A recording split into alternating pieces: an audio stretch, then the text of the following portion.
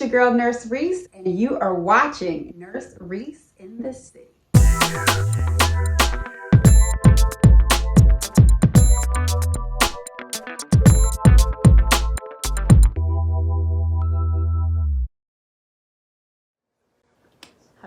Hello. Sorry, I had some slight technical difficulties figuring this out because I never went live on my computer before and it's not working. So that just didn't work out. But yeah, if you have any CPNE questions, comments, concerns, or anything like that, leave them down below and I will answer them as we go. All right. So this live video is actually for Excelsior College students who are preparing for their CPNE exam. It's a nursing exam. So if you're not into nursing or anything like that, this really isn't for you. Or but you can still hang around and you might know someone who's interested in going to the school. New York City Clinical Workshop. You may know me from Excelsior College. You may know me from one of the groups. You may know me from YouTube, Instagram, whatever the case. I'm glad you guys are here. Thank you so much for joining us. Again, this is for Excelsior College students or anyone who's interested in going to Excelsior College, anyone who is interested in the CPNE or is in the CPNE portion and has questions, concerns, or comments. There's a lot going on right now with Excelsior College. There's a lot of changes that are happening right now. And there's a lot of uncertainty, unfortunately, especially in the time that we're having now. It's a lot of added stress on top of what's already happening. The school's accreditation has just been denied, so they're trying to put things in order to get a reapproval. So hopefully that actually does happen. Either way, the accreditation doesn't necessarily affect everyone. It may affect some states, but really what it is, it's for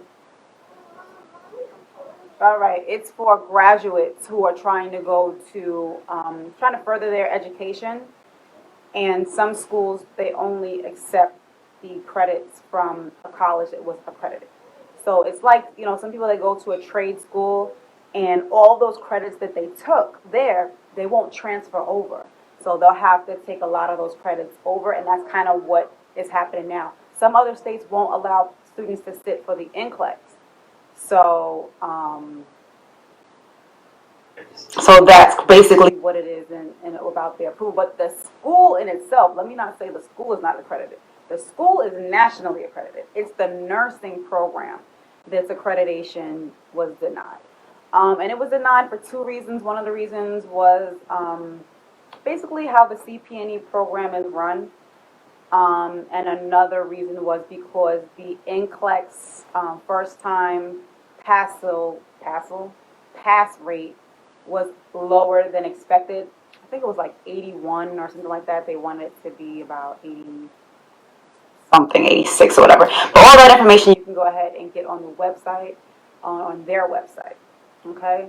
So again, if you have any questions, particularly about my program, NYC Clinical Workshop, feel free to drop those comments below. If you have any concerns about Excelsior, about the classes, a lot of the classes that were that you were able to test out of, that will be no longer soon. A lot of people are going to be grandfathered in, but that's only for a short period of time.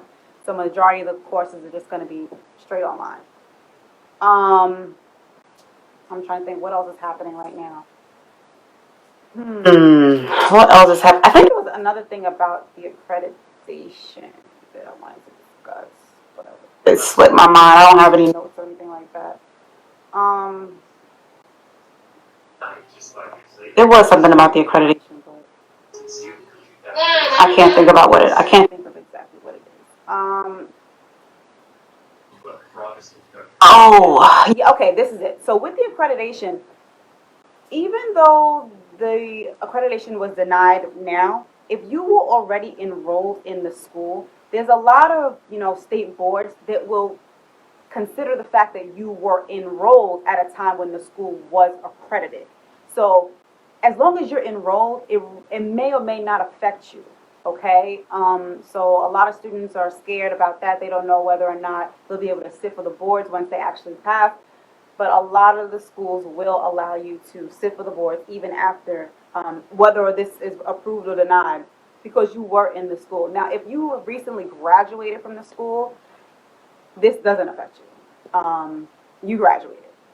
If you just have like the CPNE portion to do, again, you were enrolled when the school was accredited. So it shouldn't affect you. Like 96%, it shouldn't affect you. It shouldn't affect you at all. But reach out to, your state board of nursing, because like I said, there are some, it's a state by state basis. There are some states that do require you to have this accreditation to sit for the boards, but the majority of them don't. So that's something that you would have to look into within in your state board of nursing. All right. Let's see. I don't see any questions, so I'm just going to go ahead and talk briefly about just the program in itself. It's a program for nurses and EMTs. It used to be for respiratory therapists. I don't think they do that anymore. But right now, all I know is for like LPNs and EMTs who are looking to further their education. They want to get an associate's in nursing, and this is the program that will allow them to do that if you have like other responsibilities in your life. If you have children, or you have a full-time job, or you have children and a full-time job, this program allows you to continue and go on and do that while being able to continue to work and continue to take care of your family, and you'll be able to do it at your own pace. Again, that's when they had the test out. You can test out for the majority of the classes. But now, again, like I said, they're moving forward to where the classes that you were able to test out, the classes that you were able to test out, that is going to be no longer. So it says, have you had students whom have already taken? Yes, I have had students who have already taken the CPNE and passed. You can join the group. It's NYC Clinical Workshop. Shout out to all my students who have passed. To be honest, I only have one student who failed. And that's pretty good. Sometimes nerves do get the best of you, and sometimes your mind, just takes over. But I'm sorry, I'm taking time away from my precious daughter to do this for you guys, so I have to entertain her. What, Giovanni, please pour her something to drink. I'm sorry. But yeah, again, like I said, you guys can join NYC Clinical Workshop on Facebook, on Instagram, and you can also check out the website, nycclinicalworkshop.com. So you can learn more about me, you can learn more about the services that I provide. Right now, there are no face-to-face instruction. I'm not holding any sessions online. Cool. So there are no online face-to-face instruction. There are no face-to-face instructions at this time, but I will be holding online instruction if you need it. Now, once you're a student of mine, you're a student for life, so you can, I won't say for life, but if you have any questions, once you've taken at least one session with me, you can call me or text me anytime, and I will be there for you to answer your questions or whatever the case may be. Transparency, my do not disturb is on from about 10 to 7 to 8, but I'm up usually all the time, so I do look at the phone, and I do answer questions, and some of my students can contest to that. It'll be like 1 o'clock in the morning, I'm responding to them. They'll text me like 12:45. So especially when you're, during your weekend, I always think about my students, but I don't necessarily want to bombard them with, with good luck and all that other stuff, because you're in a zone, You're in a zone, and if you need me, I'm here. I'll check on you after, but I just don't want to, razzle anyone who may be in a zone. Okay? Okay, good. Hopefully, Lord willing, that goes through. I mean, realistically, we don't know what's happening. Yeah, sure. We don't know what's going to happen. It's a day-by-day thing. That's happening right now. Everyone's safety is number one. But yeah, a mock, I enjoy doing mocks. I enjoy doing mocks. Any questions or anything, I'm here. Make sure you join the group, NYC Clinical Workshop on Facebook. Yeah. So if you have any questions, let me know. I'm going to briefly just go, if you have any questions about any particular areas of care or the med stations or anything like that, you can let me know now. Let me check the time. I got about 15 more minutes. I'm trying to think while I'm here. I'm just trying to think of some like typical. Questions. I know some questions and some things that people think. Like one of the very first things when you first start studying is when you're watching the EC videos, you see The students, they're always telling the mock patient, I'll have to leave the room to go and do my documentation. It's literally after every video that's posted. And in reality, no, they are not leaving the room after every AOC to go document. They just do that so that they can break up the video into sections, and they kind of want to give you a whole view. Meaning, if I had an area of care that was in the abdominal assessment, okay, and now I need to leave the room, well, let me just go ahead and make sure that my patient's bed is locked in low, the side rails are up, the coil bell is in place, and let me find out if there's anything else that they need before I exit. Okay, so that's basically what they want to do because they don't want to, put that information out there and then the student thinks, oh, I don't have to do that before I leave. So you always want to make sure that you are checking those things. I like to call them the safety checks before you leave your patient's room. Anytime you leave your patient's room, you always want to do that. And whenever you enter your room, you want to go ahead and do your safety checks, gelling your hands, identifying your patient. There's a lot there. There's a lot there. But those are basically things that are standard across the board with that. So how do you feel, Dwayne? Do you feel prepared? What have you been doing to prep? Have you had any other mocks or any other workshops or anything like that? Ice cream truck is in the area. He's not giving up either. He's been out there for some minutes. Excellent. Mnemonics. So just make sure that your mnemonics, because people get mnemonics from everywhere. Some people create their own mnemonics. But with your mnemonic, just make sure that you are comparing your mnemonics to the study guide. Okay. Okay. That's good. That's good. How about your care plan? How are your care plans? Do you know your NANDAs? How's that? Because you'll see that this whole thing comes full circle. What do you compare to the study guide? What are you comparing to the study guide? The mnemonics?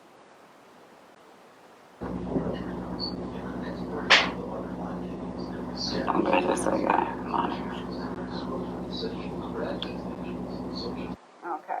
So again, you'll see that this whole thing will come full circle. Okay, cool. You'll see this comes full circle.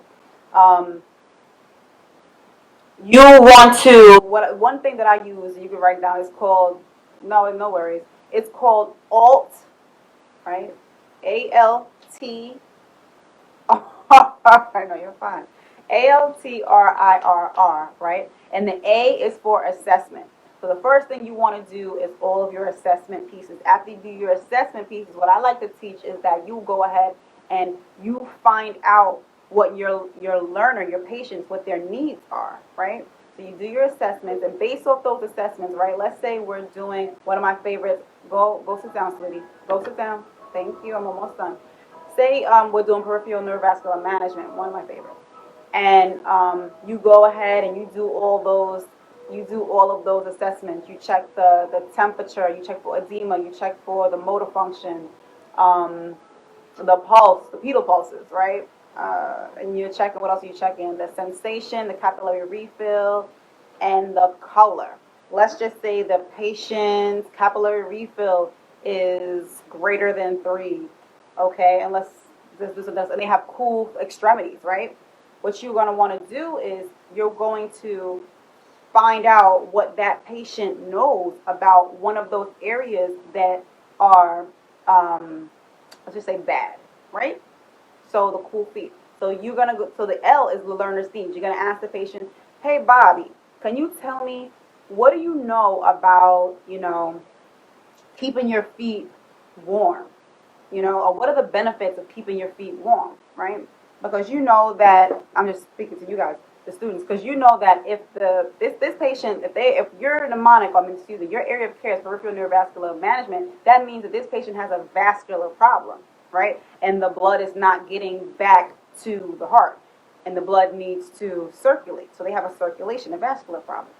So what we want to teach the patient is that by them not having warm extremities, the warm feet, then that is not helping them with their venous blood return. So that is our goal. That's what we want to help them with, right? So you did all of the assessments, then you go ahead and you find the learner's needs, right? And then after you do the learner's needs and you talk to them, you're going to teach them, oh yeah, keeping your feet warm with this blanket is going to help with the venous blood return back to the heart, right? So that's what you're teaching. Now you're going to find out the patient's response to what you just taught them.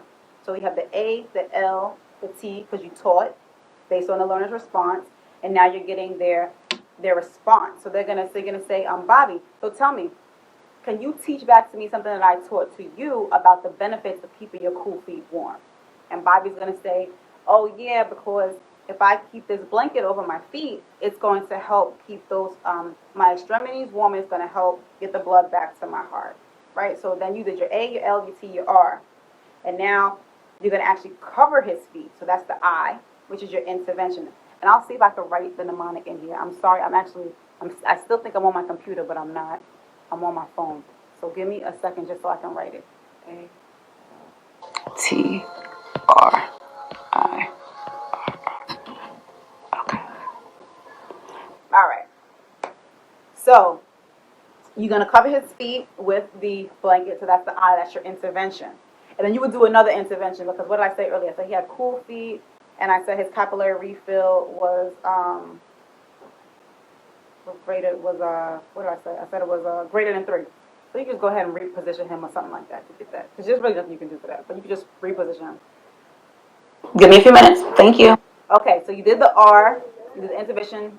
Now after you cover his feet and you reposition him, you're gonna ask him, Bobby, can you tell me thank you, was greater than 3, whatever it was. So you're gonna say, Bobby, how do you feel now that I repositioned you and covered your cool feet with this blanket? And Bobby's gonna say whatever he says, but you note that down because that's his response. So let's just say Bobby says he feels great, right? He feels so much better, thank you. Oh, wonderful, Bobby. So Bobby feels great. So we did the ALTRIRR. Now, we technically didn't do the last R because the last R is for your reassessments. But with this particular management, you don't reassess your assessments. You're only getting their responses to the interventions and to the teaching. I know that sounds confusing, but for skin management and peripheral neurovascular management, you're not reassessing the things that you initially assess. So for instance, let's stick with peripheral neurovascular management. You're not reassessing the pulses, right? The temperature, the edema, the motor function, the sensation, the capillary refill, the color. You're not reassessing that. Now, if this was musculoskeletal, right, you would have to do the scale. I'm a little rusty, but you would have to do the scale. What else would you have to do? You have to check for the joint mobility. You have to check their appearance, the muscle strength. What else? The muscle strength. You did the more full scale. The sensation.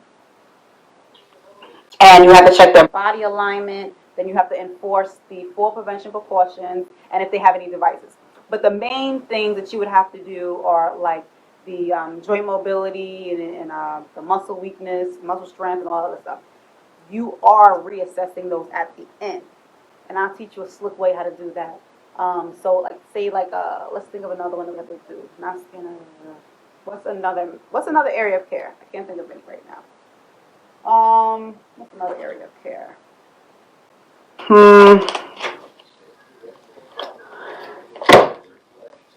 Well, Not abdominal, not neuro. So not any of those. There's no reassessments on those. Well, I can't think of them. Okay, respiratory. Thank you. Respiratory. Respiratory is a good one. It's a good one too. Okay, so yes, but this is a great one. Okay, so with respiratory, this is perfect. Yes, you have to assess. What do you have to? You have to do the breath sounds or the lung sounds. Yep, oxygen. You do the O2 sat, right? What else are you doing for that? You are doing, let me think, iron, so discombobulated. What's my mnemonic for this? I have a mnemonic for this too. It's, P, Pablo. anyway, whatever. So what'd you say? LS. What is LS?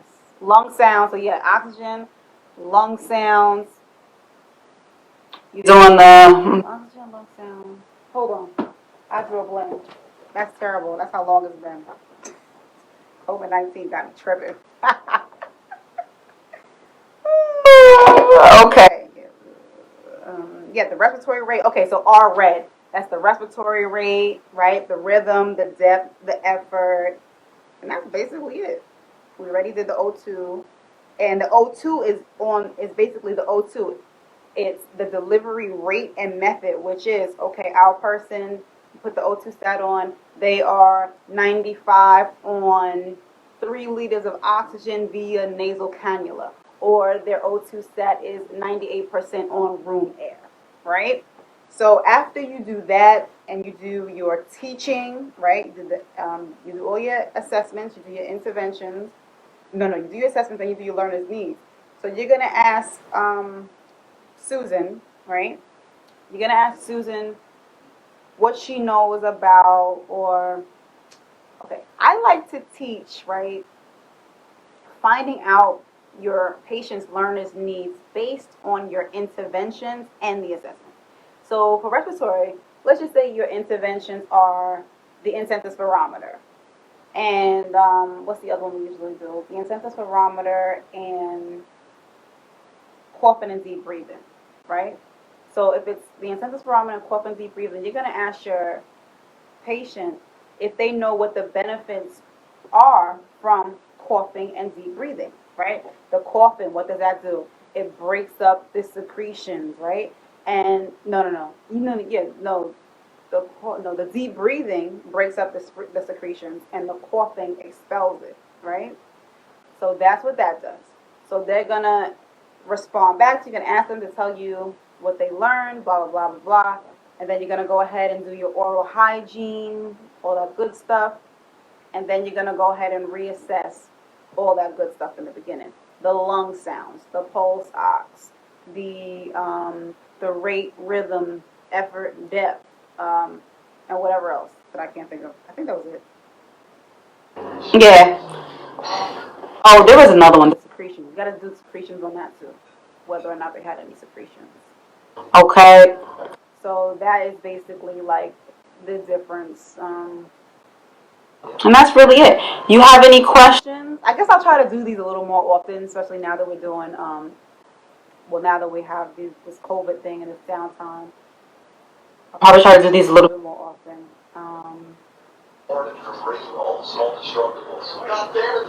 I'll be a little more organized, and I'll try to get my computer figured out so I can have it set up how I want it to set up. And maybe even I'll do a Zoom, which is a little bit more organized. All right, I'm coming. Give me 2 minutes. All right, so I mean that's that. But overall, with the whole CPNE, even though dates have been canceled, postponed, or whatever, can't think of any. That's fine. Even though dates have been canceled and everything, please, I beg of you, don't stop practicing. My whole motto is if you stay ready, you don't have to get ready. And then when it's time, you'll be able to just do it so effortlessly. So stay on top of yourself. Good. That's fantastic. So just stay on top of your stuff. Continue your mnemonics. Write your mnemonics down daily. Just don't. Have you done your NSL, or you're just waiting to do your PCS? Are you doing both, Dwayne? Are you doing? Yeah. Let me know if you're doing both or not. But either way, don't stop practicing. Even if it's a little bit here and there, you want to keep up that momentum. You don't want to have to go back and start studying all over again. Okay, just let this be a part of your routine. Even if it's like every other day, once a week or something, okay, cool. You're getting it over and out of the way in a 3-day weekend. That's cool. That's what I did. So just stay on top of your stuff. If you have any questions, yep, it'll go by. You know, it'll go by. It's really not that bad. It's really not that bad. Where are you? Well, you don't have to tell me what you're testing, but the majority of the sites, they're all the same. You know, it's know your stuff, execute your stuff, and you'll be fine. Give me a Few minutes, I'm almost done. Okay. All right, so that is my time for today. Thank you so much for participating and sticking around here with me. Again, join our group, NYC Clinical Workshop. That's on Facebook. Yeah, if you haven't already liked here, and I'm on Instagram. I'm a little low-key right now, but I'll be posting a little bit more, and I'll try to do Wisconsin nice. And I'll try to do, that's a good site. Beat it. And I'll try to do a little bit more, some more videos. No problem. You're going to do great. I mean, you're going to do great. Just stick with it. All right? All right. Stay well, be blessed, and I'll see you guys around soon.